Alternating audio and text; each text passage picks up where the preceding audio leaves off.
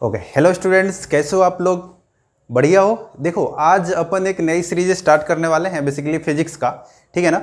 इस पे हम क्या करेंगे कि इंपॉर्टेंट टॉपिक लेंगे और उसको अपन डिस्कस करेंगे। ठीक है ना, अच्छे लेवल पे डिस्कस करेंगे अपन, जिसमें आपको बोर्ड हो, जेई हो और नीट, तीनों चीज़ें अपन मस्त एकदम तरीके से क्लियर करेंगे। ठीक है ना। तो देखो, अपन ऐसे ही कुछ अल्टरनेटिव टॉपिक उठाते हैं जो आपके तीनों के रिगार्डिंग, जो कंपटीटिव के रिगार्डिंग और बोर्ड के इंपॉर्टेंट हो। वैसे ही एक टॉपिक अपन 12th से ही स्टार्ट करते हैं, इलेक्ट्रोस्टैटिक से। इलेक्ट्रोस्टैटिक से एक टॉपिक लेते हैं कूलम्ब्स लॉ। अपन को पता है हमारे जीवन में ये कितना इंपॉर्टेंट है। अगर आप फिजिक्स पढ़ रहे हो, ठीक है ना, 12th में हो, ठीक है, तो आपको पता होगा इसकी वैल्यूज। ठीक है ना, चाहे जो कंपैरेटिव की तैयारी कर रहे हैं उनके लिए भी। तो देखो, वो मेन मोटो अपना क्वेश्चन करना ही है, इसमें कोई दो राय नहीं। लेकिन उसके पहले इसके बारे में जो भी फैक्ट्स है वो जानना जरूरी है। फैक्ट्स क्लियर होंगे तभी क्वेश्चन कर पाएंगे। ठीक है ना। तो देखो, बिना टाइम वेस्ट के अपन स्टार्ट करते हैं कूलम्ब्स लॉ की कहानी। सुनो, देखो हुआ क्या कि चार्ल्स कूलम्ब साइंटिस्ट थे बेसिकली। ठीक है ना। तो इन्होंने टोटली एक्सपेरिमेंट चीज़ें हैं यहाँ पे, जो इन्होंने एक्सपेरिमेंट किया वही मैं आप लोगों को बताऊंगा यहाँ पे। ठीक है ना। तो एक्सपेरिमेंट क्या किया था बेसिकली कि चार्ज पार्टिकल्स, दुनिया ने बोला कि भाई चार्ज पार्टिकल्स जो होते हैं, चार्ज जो अपन ने देख रखा है, जैसे इलेक्ट्रॉन्स प्रोटॉन्स एक दूसरे पे फोर्स लगाते हैं, सभी को पता है। ठीक है ना, इसमें कोई खास बात नहीं है। जैसे कि क्या था कि अगर सेम पोलैरिटीज के चार्जेज हो, अगर प्लस प्लस चार्जेज हो या माइनस माइनस हो, तो ऑब्वियसली बात क्या होती है कि एक दूसरे पे क्या करते हैं, रिपल्सिव फोर्स लगाते हैं। और जहाँ पर भी प्लस माइनस या माइनस प्लस हो, ये क्या करते हैं भाई साहब, ये क्या करते हैं, बताओ जल्दी से, क्या करते हैं, ये अट्रैक्शन फोर्स लगाते हैं। यही होता है, इसमें कोई खास बात नहीं है। तो इसके आगे की कहानी मीन्स, ये तो सिंपल सी कहानी है। आगे की कहानी, इन्होंने बोला, दुनिया ने पहले बोला कि अगर आपके पास दो चार्जेस है, इस पे लगेंगे भाई साहब फोर्स, और उस फोर्स को इलेक्ट्रिक फोर्स बोल लो, ठीक है, या इलेक्ट्रोस्टैटिक फोर्स बोल लो। ठीक है ना। तो कितना फोर्स लगेगा, बेसिकली इन्होंने क्या बोला, जो कूलम्ब्स ने कैलकुलेट किया, वो ये कैलकुलेट किया कि उस फोर्स का मैग्नीट्यूड क्या होगा। ठीक है ना, ये जानना बहुत ही जरूरी है, क्योंकि दुनिया ने बताया लगता है, कितना लगता है इन्होंने बताया। तो कुछ एक्सपेरिमेंट के लिए इन्होंने ये एज्यूम किया कि जो आपका चार्जेज होगा, पॉइंट चार्जेज होगा। पॉइंट चार्जेस का मतलब ये होता है कि मान लो इन दोनों चार्जेस के बीच का डिस्टेंस या सेपरेशन मैं बहुत ही ज़्यादा कर दूं, तो उस सेपरेशन के रिस्पेक्ट में ये चार्जेस बिहेव करेंगे एज अ पॉइंट ऑब्जेक्ट। ठीक है ना। पॉइंट ऑब्जेक्ट सिंपल मतलब कि जिसका साइज क्या हो, जीरो हो। ठीक है ना, जिसका साइज जीरो हो उसको क्या बोलते हैं अपन, पॉइंट सब्जेक्ट बोलते हैं। ठीक है ना, क्लियर है बात। ये देखो, कंपेरेबली अपन बातें करते हैं यार। ठीक है ना, किसकी बातें करते हैं, कंपेरेबली बातें करते हैं अपन। जैसे कि मान के चल कि ये चार्जेस की कुछ वैल्यू होगी और इसकी डिस्टेंस में बहुत ही ज़्यादा बढ़ा दूँ, तो उसके रिस्पेक्ट में बातें करते हैं। तो चीज़ें क्या होती है, रिस्पेक्ट में बातें होती है। ठीक है ना। तो देखो, वैसे ही हम मुद्दे की बात करते हैं यहाँ पे। इन्होंने जो किया वो ये बातें किया था कि सिंपल सा इन्होंने चार्ज लिया था दो, और हुआ क्या देख, अपन के पास चार्जेस था Q1 और Q2। इन्होंने माना, मान ले, हम भी मान लेते हैं, ठीक है, मानने में कोई बुराई नहीं है सर। ठीक है। तो देखो, अपन क्या जानते हैं कि ये अगर ये चार्ज पार्टिकल्स हैं, फोर्स लगाएंगे भाई साहब। और ये कैसा फोर्स लगाएंगे, अगर आपको दिखाई दे रहा होगा कि दोनों के दोनों सेम पोलैरिटीज के चार्जेस हैं, तो फोर्स कैसा लगेगा, रिपल्सिव फोर्स लगेगा। मींस 1 पे लगाएगा 2, और वो फोर्स रिपल्सिव मींस वो होगा इधर की ओर। समझ आ रहा है। इसको कैसे लिखते हैं, फोर्स ऑन 1 इस पे ड्यू टू 2, यानी कि इसकी वजह से। ऐसे ही इस वाले पे फोर्स कौन लगाएगा, ये वाला लगाएगा। देख यहाँ पे, फोर्स ऑन 2 ड्यू टू 1, कोई खास बात नहीं है। ठीक है ना। अब देख हुआ क्या, ये फोर्स वेक्टर क्वांटिटी होता है भाई साहब। ठीक है ना, इसलिए मैंने डायरेक्शन दे दिया इसको। और इनका सबसे पहली बात जो इन्होंने किया, वो बोला कि ये भाई साहब है एक्शन रिएक्शन पेयर। क्या बोला, एक्शन रिएक्शन पेयर। ठीक है ना। एक्शन रिएक्शन पेयर का मतलब इन्होंने बोला कि ये बेसिकली जो है, ये ओबेज, जो ये आपका कूलम्ब्स लॉ है, न्यूटन्स थर्ड लॉ। किसको बोला इन्होंने, न्यूटन्स थर्ड लॉ। अपन जानते हैं न्यूटन्स थर्ड लॉ। ठीक है ना। और इन्होंने क्या बोला, Newton's third law, that means ये जो फोर्स लग रहे हैं, कौन सा, रिपल्सिव फोर्स, अभी जो रिपल्सिव फोर्स लग रहे हैं ये जो फोर्स होंगे आपके मैग्नीट्यूड वाइज इक्वल होंगे, ठीक है ना, किसके वाइज, मैग्नीट्यूड वाइज। ये ध्यान रखना क्योंकि फोर्स वेक्टर क्वांटिटी होता है ना, ठीक है, तो डायरेक्शन तो अलग अलग है, एक इधर जा रहा है एक इधर जा रहा है, नजर तो आ रहा होगा आपको, तो मैग्नीट्यूड वाइज क्या होंगे, फोर्स इक्वल होंगे, ठीक है, मींस ओबे न्यूटन्स थर्ड लॉ। क्लियर है बात, ठीक है। अब देखो और क्या खास बातें थी इनमें, जो एक्सपेरिमेंटली बातें आई यहाँ पे, जो एक्सपेरिमेंट में इन्होंने जो पाया वो क्या पाया, तो देखो वो इन्होंने ये बातें पाई थी बेसिकली कि जो आपका फोर्स जो लग रहे हैं, मींस कोलंबियन फोर्स जो लगेगा या इलेक्ट्रिक फोर्स जो लगेगा इन दोनों चार्जेस के बीच में, वो होगा, मींस ऐसे लिख सकते हो आप, इलेक्ट्रिक फोर्स या Coulombian force, Coulombian force between two charges, between two charges जो लगेंगे, ठीक है ना, वो होगा आपके डायरेक्टली प्रोपोर्शनल टू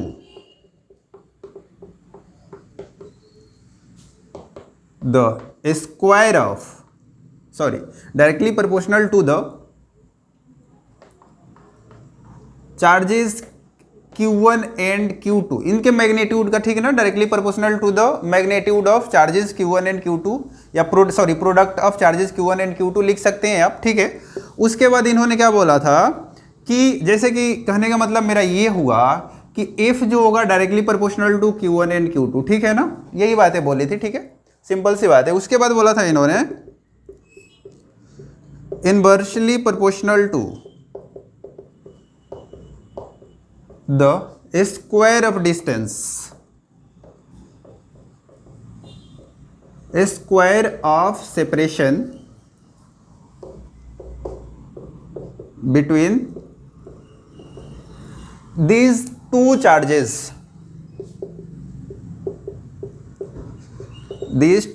ठीक है ना, मीन्स क्या हुआ, इसका कहने का मतलब 1/r², बहुत ही इंपॉर्टेंट चीज है, आप लोग जानते हो, इसको मैं कनेक्ट करूंगा बेसिकली आपका न्यूटन्स लॉ ऑफ ग्रेविटेशन जो आपने देखा है 11th में ना, काफ़ी सिमिलरिटीज है दोनों के बीच में और डिफरेंस भी है, आपके बोर्ड में पूछ भी दिए जाते हैं। देखो मैं बार बार बोल रहा हूँ कि चीज़ें यहाँ पे देखो तिल से तलवार तक होगी, ठीक है ना, यानी कि बोर्ड की भी कवर करेंगे अपन और जेईई नीट तो होगा ही, ठीक है ना।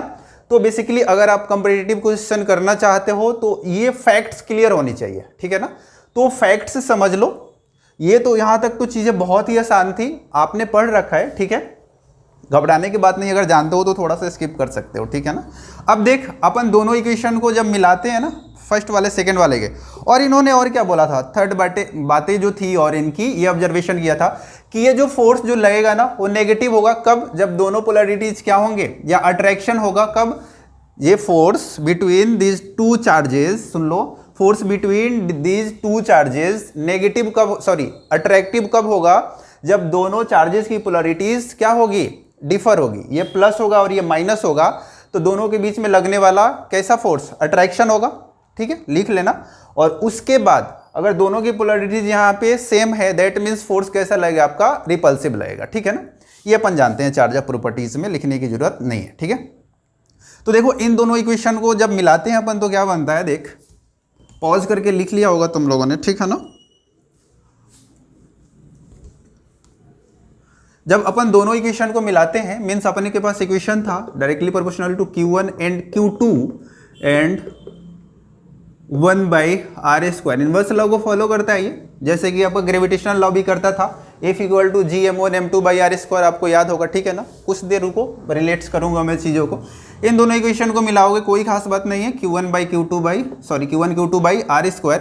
जब भी प्रोपोर्शनल हटाते हैं, you know we have to add some constant, means वो कांस्टेंट कौन सा है, K Q1Q2/r², ठीक है ना।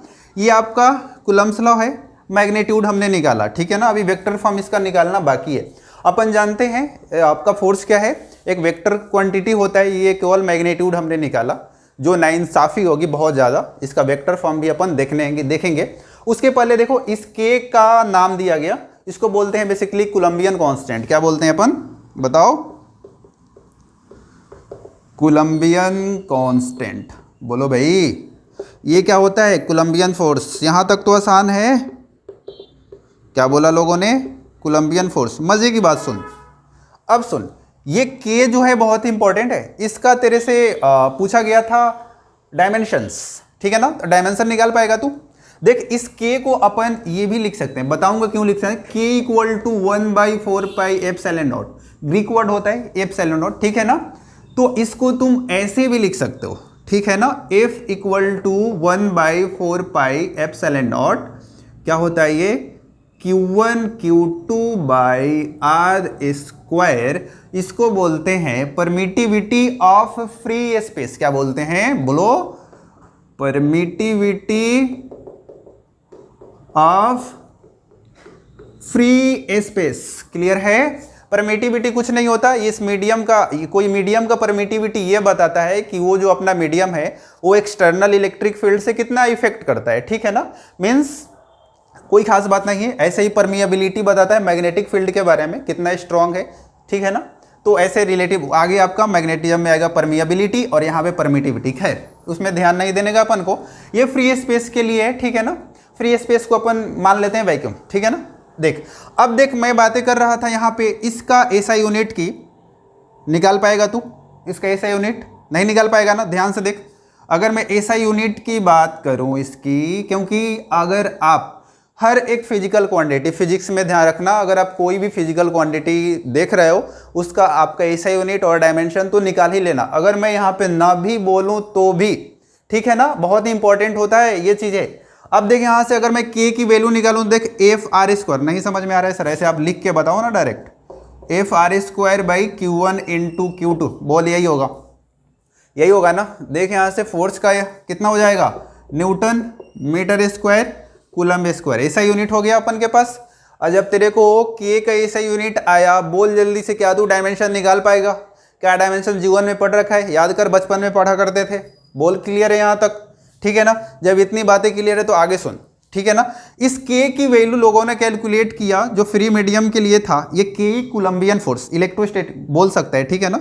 इसकी वैल्यू 9 × 10⁹ न्यूटन मीटर स्क्वायर पर कूलम्ब स्क्वायर। बोल, क्लियर है?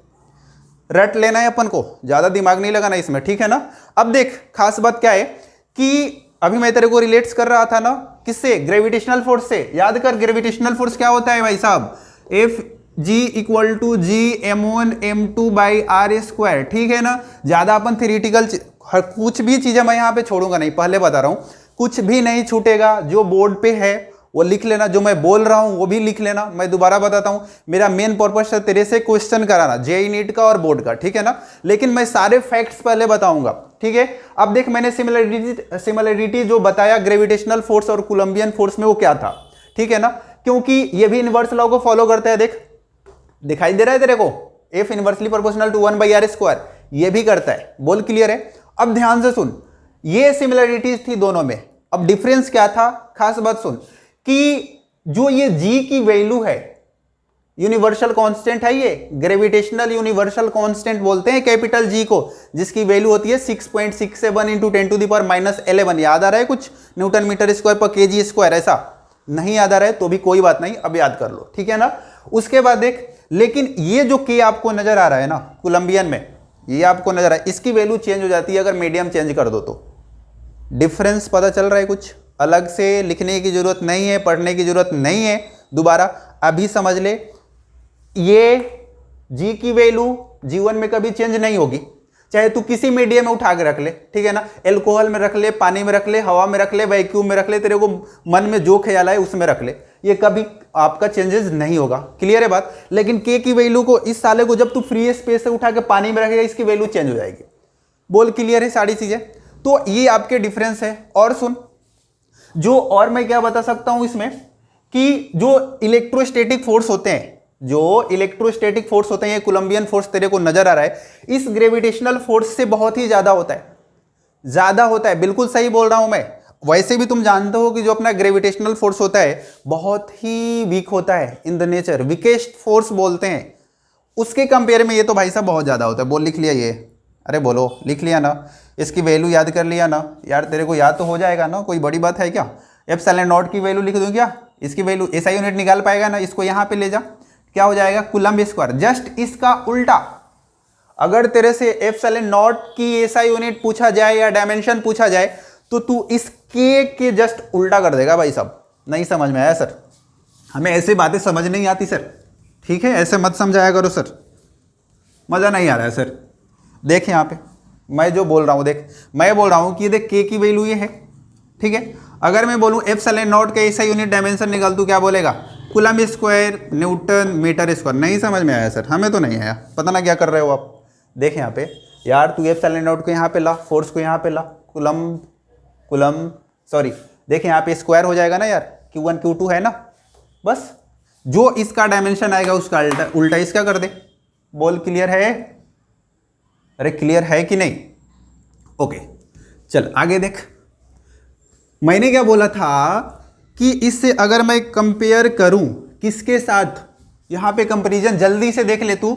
अगर मैं ग्रेविटेशंस और इलेक्ट्रोस्टैटिक फोर्स की बात करूं, ठीक है ना, जल्दी से कंपेयर। अभी मैंने क्या बोला था, इन्वर्स लॉ को फॉलो करता है भाई साहब, और ये भी करता है। बोल क्लियर है, करता है बिल्कुल करता है। ध्यान से सुन, इसका मतलब क्या हुआ कि अगर आप डिस्टेंस बढ़ाओगे फोर्स कम होता जाएगा, चाहे ग्रेविटेशनल फोर्स हो चाहे कोलंबियन फोर्स हो, दोनों में ये बातें सही है। देख इन्वर्सली रिलेशन है दोनों के बीच में, ठीक है ना।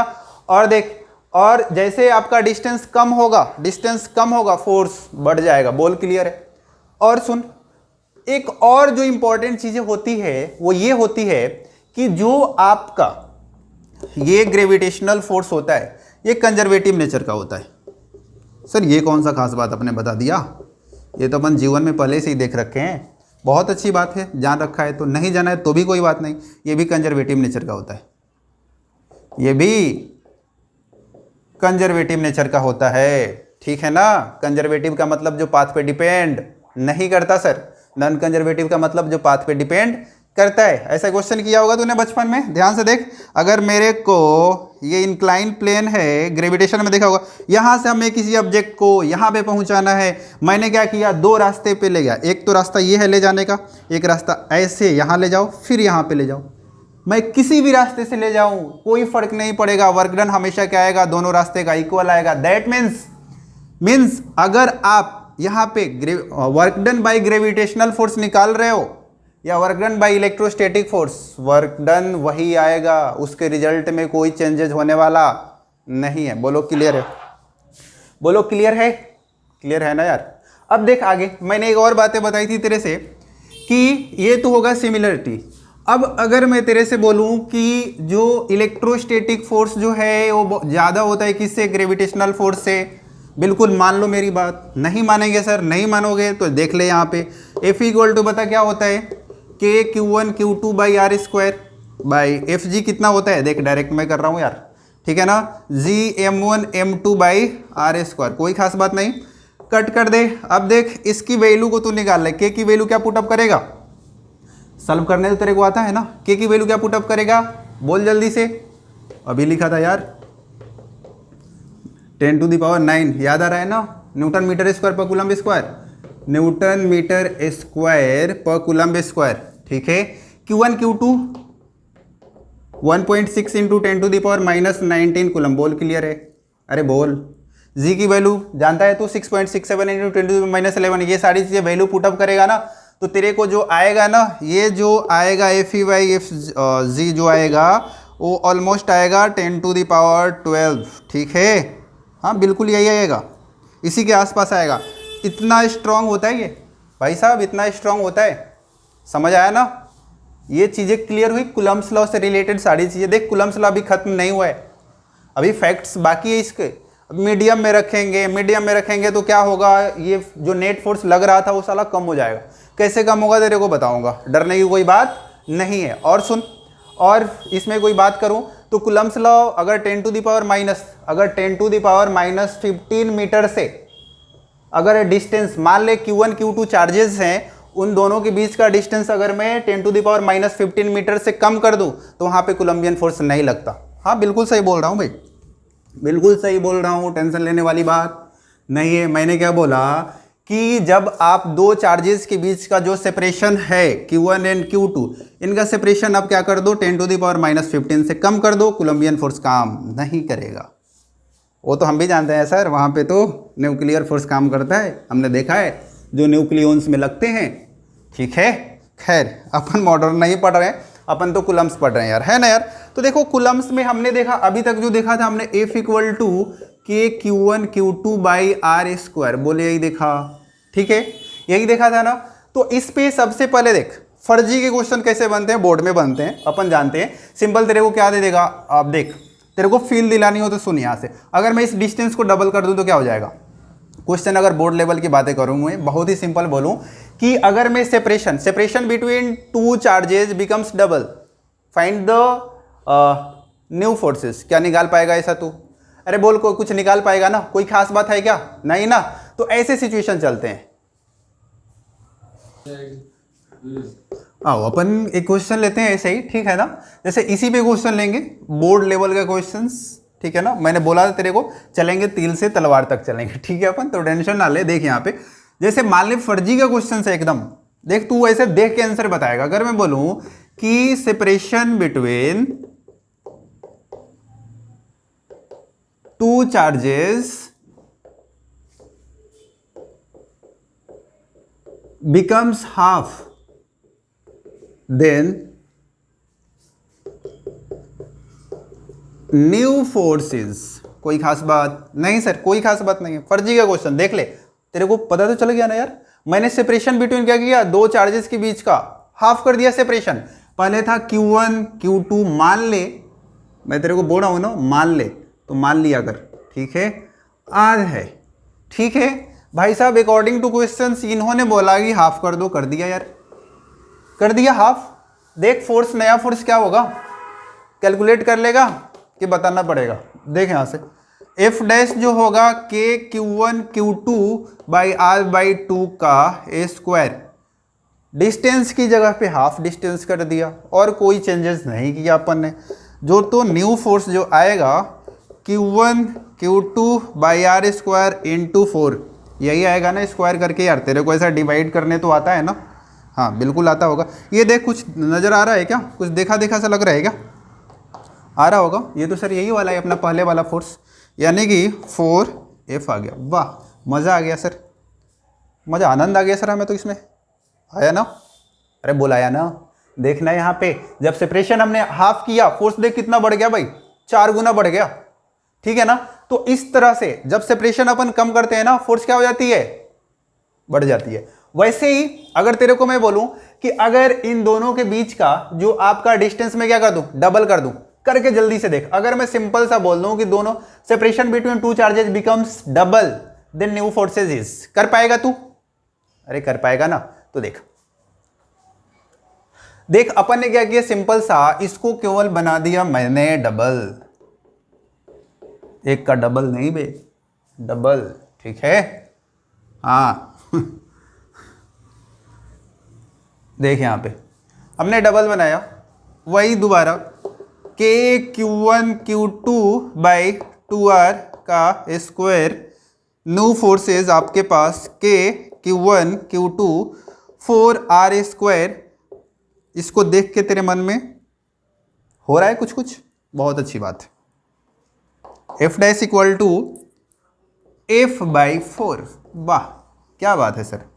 डिस्टेंस बढ़ाया, फोर्स कम, कोई खास बात, कोई खास बात नहीं ना, बस ऐसा ही क्वेश्चन है, ठीक है ना। अब देख ये आपका बोर्ड लेवल, और बोर्ड में क्या पूछा जाता है तेरे से, ज्यादा से ज्यादा क्या कर सकते हैं कि देख इस क्वेश्चंस में ऐसे कर सकते हैं तेरे से कि फोर्स को हाफ कर ले, बोल दें कि फोर्स क्या हो गया तेरा, हाफ हो गया, डिस्टेंस बताएं, या ऐसे हाँ ऐसे Q1 की वैल्यू तेरे से पूछ लेंगे, ठीक है ना। याद रखना ये एक्चुअल फॉर्मूला ये होता है 1/4 pi epsilon naught Q1 Q2 by R square. तो ये वाली चीजें अपन को पता होनी चाहिए, ठीक है। तो इसमें से अगर तेरे को ये वैल्यू दे दे, इसकी वैल्यू पूछ ले, या Q2 की वैल्यू पूछ ले, या R पूछ ले, इसमें कोई दिक्कत तेरे को नहीं होने वाली है, ठीक है ना। अगर थोड़ा सा अगर तू क्वेश्चंस कर तो कोई दिक्कत इसमें से नहीं होगी, ठीक है ना। अब जो आएगा क्वेश्चंस वो आएगा अच्छे लेवल का, ठीक है ना, जिसकी बातें अपन नेक्स्ट लेक्चर में करेंगे, ठीक है ना। क्योंकि यहां तक तो मैंने तेरे को बोला था फैक्ट्स बताने के लिए, अभी फैक्ट्स भी क्लियर नहीं है, लेकिन अब फैक्ट्स के साथ साथ अपन जेईई नीट ट्रैक अब ले चलेंगे कहां पे, तो नेक्स्ट लेक्चर में। ये तो बेसिक इंट्रोडक्शन था बेसिकली कुलम्स का, जो ऑलमोस्ट आप लोग जानते हो, ठीक है ना। फिर भी मैंने बता दिया, क्योंकि अकॉर्डिंग अगर मैं पढ़ा रहा हूं तो मेरे को पता नहीं है तुम लोग कितना जानते हो, ठीक है ना, तो मैं अपने अकॉर्डिंग लेके चलूंगा। तो मैंने अभी इंट्रोडक्शन दिया बेसिकली, नेक्स्ट लेक्चर में अपन क्या करेंगे, इसको मीडियम पानी में रखेंगे, फोर्स पे क्या इफेक्ट आएगा, फिर इक्विलिब्रियम ऑफ चार्जेस देखेंगे जो जेईई नीट में क्वेश्चंस आते हैं, फिर इसको एसएचएम से रिलेट्स करेंगे, सिंपल हार्मोनिक मोशन, रोटेशन से रिलेट्स करेंगे, सर्कुलर मोशन से रिलेट्स करेंगे, ऐसे क्वेश्चन बनते हैं। एक पार्टिकुलर चैप्टर के नहीं बनते, ऐसे ही बनते हैं आपके रोटेशन, सर्कुलर मोशन, आपका एसएचएम, ऐसे ऐसे कनेक्ट करते हैं, ग्रेविटेशंस। तो मतलब ये कॉम्बिनेशन जेईई वाले या नीट वाले क्या करते हैं, ऐसे कॉम्बो देते हैं तेरे को, ठीक है ना। एक सिंपल चैप्टर से नहीं पूछते, एक क्वेश्चन में तेरे को 2-3 चैप्टर घुमा देते हैं। तो वो क्वेश्चंस के लिए आप थोड़ा सा इंतजार करें। आज के लिए ये चीजें देखें, इस पे आप क्वेश्चन करें, बाकी बातें नेक्स्ट क्लास में। आज के लिए इतना ही, थैंक यू।